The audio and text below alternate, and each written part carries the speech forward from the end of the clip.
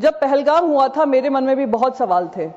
2 हफ्ते पहले वहां पे गृह मंत्री जी गए थे और उन्होंने कहा था आतंकवाद को बिल्कुल समाप्त कर दिया है।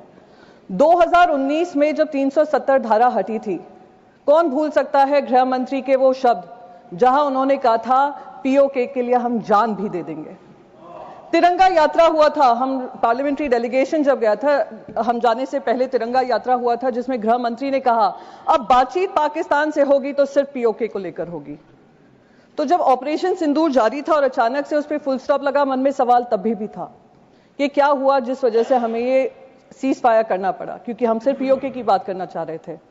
तो अब क्योंकि ऑपरेशन सिंदूर जारी है और प्रधानमंत्री जी ने ये कहा है, तो मैं बस 2-3 चीजें उनके सामने कहना चाहूंगी। सर, ऑपरेशन सिंदूर का हर हिस्सा, चाहे वो फिल्म इंडस्ट्री हो, चाहे वहां की न्यूज चैनल्स हो, चाहे उनके इन्फ्लुएंसर्स हो, हमने सब पे पाबंदी लगाई। सर, अब समय आ गया है कि क्रिकेट पर भी पाबंदी लगनी चाहिए। सर, हमारे विदेश मंत्री ने कहा कि मैं गर्व होता है इस बात का कि मैं उस पार्लियामेंट्री डेलीगेशन में शामिल थी जिसकी जिम्मेदारी मुझे सरकार ने दी थी। हम 33 देशों में गए।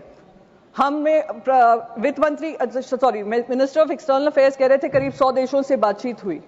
मैं तो कह रही हूं गृह मंत्री जी से, सर आपको बहुत जगह फोन करने की जरूरत नहीं पड़ेगी, एक इंटरकॉम पे ही फोन कर लेंगे।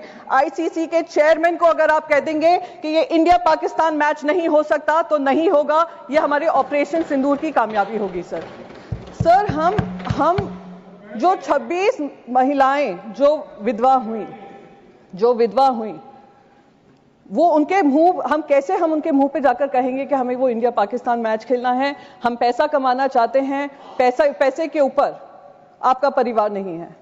तो मैं बस यही रिक्वेस्ट करूंगी, एक ऑपरेशन सिंदूर वो होना चाहिए। सर, ऑपरेशन सिंदूर में हमने पाकिस्तान को तो मुंह तोड़ जवाब दिया और उसका गर्व है, हम सबको गर्व है, विपक्ष को भी गर्व है क्योंकि विपक्ष आपके साथ खड़ा रहा। जिन लोगों को एंटी नेशनल कहा गया था 2014 से, उन्हीं ने देश का तिरंगा सबसे ऊपर लहराया विदेशों में जाकर। मेरे को उसका गर्व महसूस होता है। सर, पर जो हमारे यहां पर पहलगाम को लेकर इंटेलिजेंस फेलियर हुआ, उसकी जवाबदेही किसी ने ली? सर, क्या हमारे इंटेलिजेंस चीफ का इस्तीफा मांगा गया? जी सर, मैं खत्म ही कर दूंगी, मैं ज्यादा समय नहीं लूंगी।